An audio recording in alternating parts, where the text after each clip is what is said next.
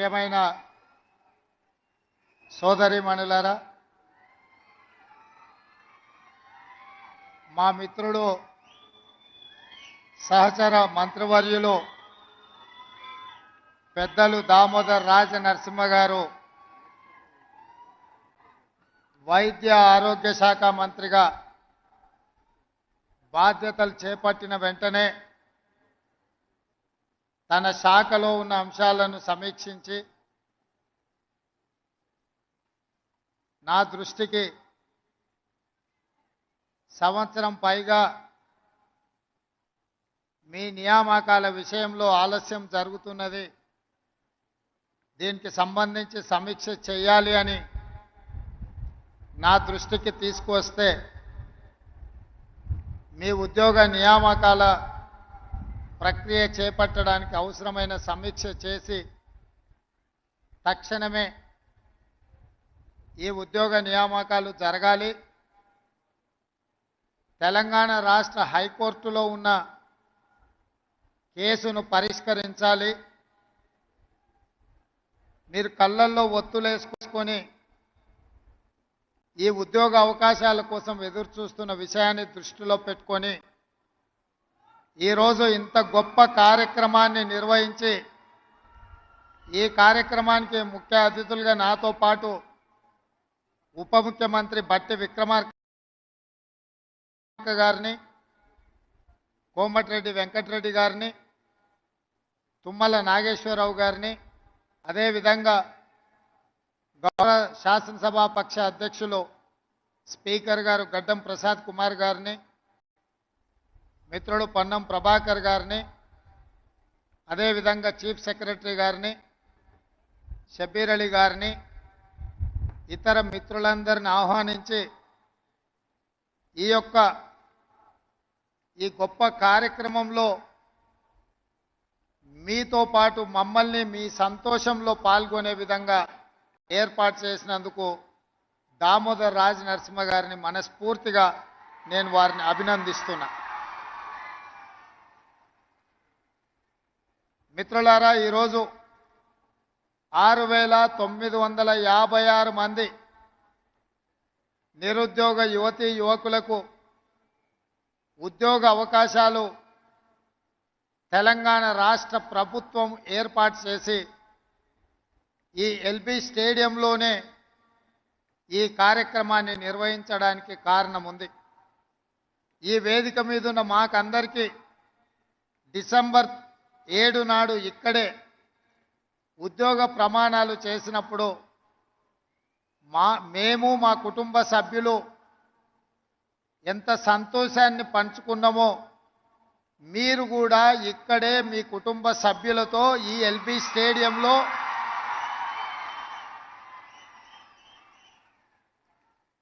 మీరు ఆనంద పర్వదినము గడుపుకుంటుంటే మేమందరం మీ కుటుంబ సభ్యులుగా మీ సంతోషంలో భాగస్వాములు కావడానికే ఈ కార్యక్రమాన్ని ఇంత పెద్ద ఎత్తున మిత్రుడు దామోదర్ రాజ నరసింహ గారు ఏర్పాటు చేసింది.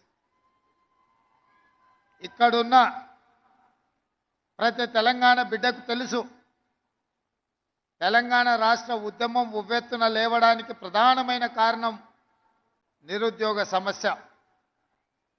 ఈ ఉద్యోగ నియామకాల కోసమే లక్షలాది మంది తెలంగాణ విద్యార్థులు, నిరుద్యోగ యువకులు తెలంగాణ ఉద్యమ బాట పట్టి తెలంగాణ రాష్ట్ర సాధనలో ముందు భాగాన నిలబడి తెలంగాణ రాష్ట్రాన్ని సాధించుకున్నారు.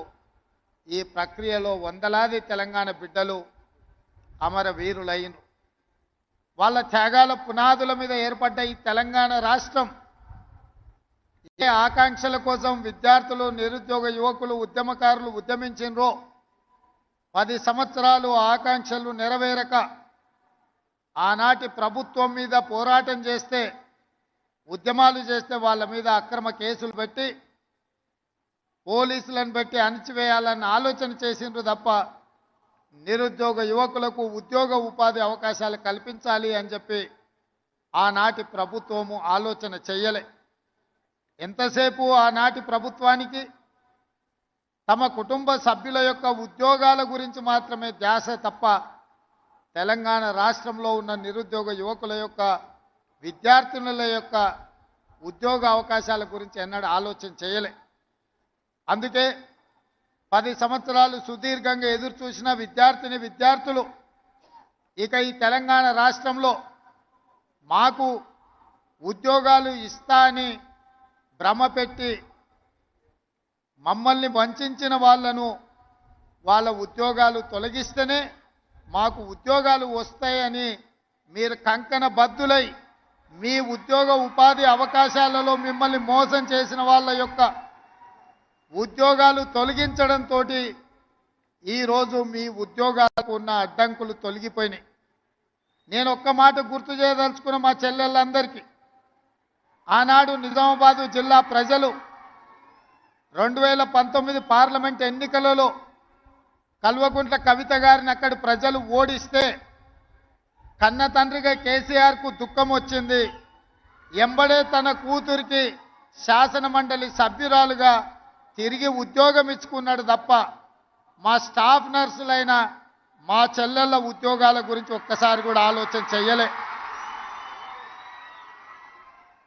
నేను అడుగుతున్న ప్రతిపక్ష నాయకుడైన చంద్రశేఖరరావును, ఎప్పుడు నీ కుటుంబము, నీ బిడ్డ, నీ కొడుకు, నీ అల్లుడు వాళ్ళ ఉద్యోగాల గురించేనా నీ ఆలోచన? మా పేదోళ్ళ బిడ్డలైన మా చెల్లెళ్ళ ఉద్యోగాల కోసము, ఆ ఉద్యోగ అవకాశాలు వస్తే వాళ్ళు జీవితంలో స్థిరపడి పెళ్లిళ్ళు చేసుకొని కుటుంబ సభ్యులను ఆదుకునే అవకాశాన్ని ఎప్పుడైనా ఆలోచన చేసిండ్రా? ఈరోజు ఉన్న ఇబ్బందులను అధిగమించి ఇక్కడ 6,956 మంది తెలంగాణ నిరుద్యోగ యువకులకు, విద్యార్థులకు ఉద్యోగ అవకాశాలు ఈ ప్రభుత్వం కల్పిస్తే, ప్రధాన ప్రతిపక్ష నాయకుడిగా మనస్ఫూర్తిగా ఈ ఆడబిడ్డలను ఆశీర్వదించకపోతే నీకు ఆ ప్రధాన ప్రతిపక్ష పాత్ర కూడా దండగా అని చెప్పి ఇక్కడ ఉన్న వాళ్ళు అనుకునే ప్రమాదం ఉంది. చంద్రశేఖరరావు గారు, ఒక పక్కన మేము వీళ్ళకు ఉద్యోగాలు ఇవ్వడానికి ప్రయత్నం చేస్తుంటే, అడ్డంకులను తొలగించి ముందుకు వెళ్ళాలని ఆలోచన చేస్తుంటే, ఇంకొక పక్కన నీ అల్లుడు ఈరోజు ఈ ప్రభుత్వం మీద వీళ్ళకు ఉద్యోగాలు ఇవ్వాల్సిన అవసరం లేదన్నట్టుగా మాట్లాడుతుండు. మీరైనా పిలిచి మీ అల్లుడికి గడ్డి పెట్టండి. ఈరోజు ఈ పేదోళ్ళ బిడ్డలకు ఉద్యోగాలు ఇవ్వడం ద్వారా ఇన్ని వేలాది మంది వెనకాల వాళ్ళ కుటుంబ సభ్యులు, వాళ్ళ అన్నలు, వాళ్ళ అక్కలు, వాళ్ళ తల్లిదండ్రులు వచ్చి ఈ సంతోషంలో భాగస్వాములై మా బిడ్డలకు ఉద్యోగాలు వచ్చినాయని ఈ సంతోష కార్యక్రమంలో పాలు పంచుకుంటుంటే వాళ్ళని అభినందించాల్సింది పోయి వాళ్ళకు ఉద్యోగాలు ఇస్తున్నందుకు మా ప్రభుత్వం మీద శాపనార్థాలు పెడుతున్నారంటే మీ ఆలోచన ఎట్లున్నదో, మీ వంకర బుద్ధి ఎట్లున్నదో ఇక్కడికి వచ్చిన వాళ్ళకే కాదు, ఈ రాష్ట్రంలో ఉన్న లక్షలాది మంది నిరుద్యోగ యువకులు ఆలోచన చేసే సందర్భం. అందుకే ఈ తెలంగాణ సమాజంలో ఉన్న ప్రధానమైన నిరుద్యోగ సమస్యను పరిష్కరించడానికి మా ప్రభుత్వం ఏర్పడిన వెంబడే తెలంగాణ పబ్లిక్ సర్వీస్ కమిషన్ని ప్రక్షాళన చేసి అక్కడ నూతనంగా ఖాళీలు ఉన్న దాదాపుగా 2 లక్షల ఉద్యోగ నియామకాలు చేపట్టాలన్న ఆలోచనతోటి మా మంత్రివర్గ సహచరులతోని యూపీఎస్సి అక్కడికి వెళ్ళి ఆ చైర్మన్ను, అక్కడ విధి విధానాలను, అక్కడ నిర్వహణ విధానాన్ని పరిశీలించి ఈరోజు మా ప్రభుత్వం తెలంగాణ పబ్లిక్ సర్వీస్ కమిషన్ను పూర్తిగా ప్రక్షాళన చేసి నూతనంగా చైర్మన్ను, సభ్యులను నియమించుకోవడం జరిగింది. తొందరలోనే తెలంగాణ పబ్లిక్ సర్వీస్ కమిషన్ ద్వారా నియామకాలు, వైద్య ఆరోగ్య శాఖ ఇక్కడ ఉద్యోగ నియామకాలు వీరి ద్వారా, అదేవిధంగా పోలీస్ రిక్రూట్మెంట్ బోర్డు నుంచి తొందరలోనే 15,000 పైచిలకు పోలీసు ఉద్యోగ నియామకాలను కూడా చేపట్టడానికి ఈరోజు మా ప్రభుత్వము కృషి చేస్తున్నది. మా బాధ్యత, మాకు ఉద్యోగాలు వచ్చినాయని మేము సంతోషంగా మా కుటుంబ సభ్యులతో విలాసవంతమైన జీవితం గడపడం కాదు, రోజుకు 16 నుంచి 18 గంటల వరకు పనిచేస్తూ మా మంత్రివర్గ సభ్యులు ఏ విధంగా ఈ నిరుద్యోగ సమస్యను పరిష్కరించాలి, మీ జీవితాలలో మీ కళ్ళల్లో వెలుగులు చూడాలి, సంతోషాన్ని చూడాలి అని ఈ ప్రభుత్వము కృషి చేస్తున్నది. తప్పకుండా ఈ తెలంగాణ నిరుద్యోగ యువకుల యొక్క కళ్ళల్లో సంతోషం చూడడానికి మా ప్రభుత్వం కట్టుబడి ఉన్నది. శ్రీమతి సోనియమ్మ ఆశీర్వాదంతో ఏర్పడ్డ ఈ తెలంగాణ రాష్ట్రంలో రాహుల్ గాంధీ గారి నాయకత్వంలో, మల్లికార్జున్ ఖర్గే గారి నేతృత్వంలో తెలంగాణ రాష్ట్రాన్ని మరింత బలోపేతమైన తెలంగాణగా నిర్మించడమే కాదు, విధ్వంసమైన తెలంగాణను పునర్నిర్మించడంలో మా శాయశక్తుల కష్టపడతాం. మీకోసమే అహర్నిశలు కృషి చేస్తాం. నిరుద్యోగ యువకులకి వేదిక మీద నుంచి నేను భరోసా ఇస్తున్నా. సంవత్సరం తిరిగే లోపల 2 లక్షల ప్రభుత్వ ఉద్యోగ ఖాళీలను భర్తీ చేసే బాధ్యత మాది. ఇచ్చిన మాట నిలబెట్టుకుంటాం. ఆనాడు 2004లో తెలంగాణ రాష్ట్రాన్ని ఇస్తానని కరీంనగర్ గడ్డ మీద నుంచి శ్రీమతి సోనియా గాంధీ గారు మాట ఇచ్చిండ్రు. ఇచ్చిన మాట నిలబెట్టుకొని 2014లో తెలంగాణ రాష్ట్రాన్ని ఏర్పాటు చేయడం జరిగింది.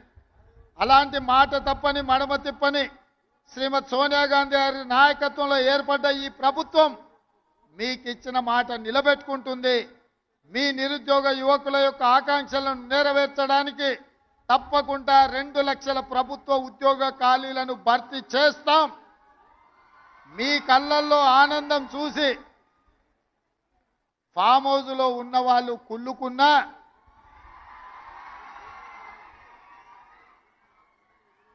వాళ్ళ కడుపులో దుఃఖం పొంగి పొర్లినా, వాళ్ళ శాపనార్థాలు ఎన్ని పెట్టినా ఒక్క మాట చెప్పదలుచుకున్నా, పిల్లి శాపనార్థాలకు ఉట్టి తెగిపడదు హరీష్ రావు గారు. పొట్టోని పొడుగోడు కొడితే పొడుగోని పోచమ్మ కొట్టిందంట. హరీష్ రావు, మేము ఉద్యోగాలు ఇస్తుంటే అవాకులు చవాకులు పలుకుతున్నావు కదా, ఒక్కసారి ఇక్కడున్న కెమెరామెన్లకు నేను వాళ్ళ సంతోషాన్ని చూడండి, ఆడబిడ్డల కళ్ళల్లో ఆనందాన్ని హరీష్ రావుకు వాళ్ళ మామకు చూపించండి. పేదోళ్ళ పిల్లలకు ఉద్యోగాలు ఇస్తే, ముఖ్యంగా ఆడబిడ్డలను ఆదుకుంటే ఆ సంతోషం ఎట్లుంటుందో ఆ కుటుంబానికి చూపించండి. మీ కుటుంబంలో ఉన్న వాళ్ళందరికీ ఉద్యోగాలు ఇవ్వడం కాదు, మా పేదోళ్ళ బిడ్డలకు వాళ్ళ కుటుంబాలలో చదువుకున్న యువతీ యువకులకు ఉద్యోగాలు ఇస్తే ఆనందం ఎట్లుంటుందో, ఈ మరవలేని ఆనందమైన క్షణాలు ఈ ఎల్బీ స్టేడియంలో నలుమూలల ఈ సంతోషం అలుపుకున్న ఈ పూర్తి వీడియోను అటు చంద్రశేఖరరావు ఇటు హరీష్ రావుకు చూపించాల్సిందిగా కోరుకుంటూ, ఈరోజు వైద్య ఆరోగ్య శాఖలో ఉద్యోగాలు నియామకాలు చేపట్టినాం. తొందరలోనే పోలీస్ శాఖలో ఉద్యోగాలను చేపడతాం. ఆ తర్వాత తెలంగాణ పబ్లిక్ సర్వీస్ కమిషన్ నుంచి అన్ని శాఖలలో ఉన్న ఉద్యోగ ఖాళీలను భర్తీ చేసే బాధ్యత మా ప్రభుత్వం తీసుకుంటుందని మాట ఇస్తూ, ఇక్కడ అందరికీ వివిధ జిల్లాల నుంచి ఈరోజు ఎంపికైన అభ్యర్థులకు అందరికీ కూడా అక్కడ కౌంటర్లు పెట్టినాం. ఆ కౌంటర్ల ద్వారా క్రమశిక్షణతో మీ నియామక పత్రాలు తీసుకోండి. కొంతమందిని వేదిక మీద సింబాలిక్గా ఇచ్చినా మీరు మీ కుటుంబ సభ్యులు మీ నియామక పత్రాలు తీసుకొని వెళ్ళి, ఈరోజు స్టాఫ్ నర్సులు అంటే కుటుంబ సభ్యులు,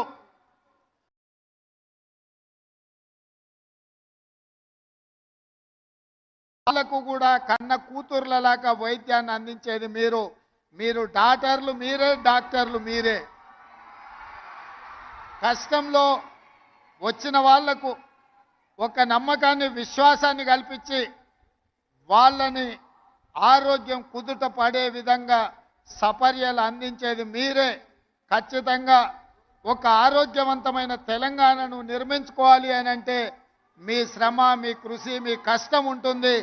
మరొక్కసారి 6,956 మంది ఈరోజు ఉద్యోగ నియామక పత్రాలు అందుకుంటున్న వాళ్లకు మనస్ఫూర్తిగా తెలంగాణ ప్రభుత్వం నుంచి అభినందనలు తెలియజేస్తూ మీ అందరినీ మనస్ఫూర్తిగా ముందుకు నడిపించడానికి కృషి చేసిన పెద్దలు దామోదర్ రాజ నరసింహ గారికి కూడా మీ అందరి తరఫున వారికి కృతజ్ఞతలు తెలియజేస్తూ సెలవు తీసుకుంటున్నాను.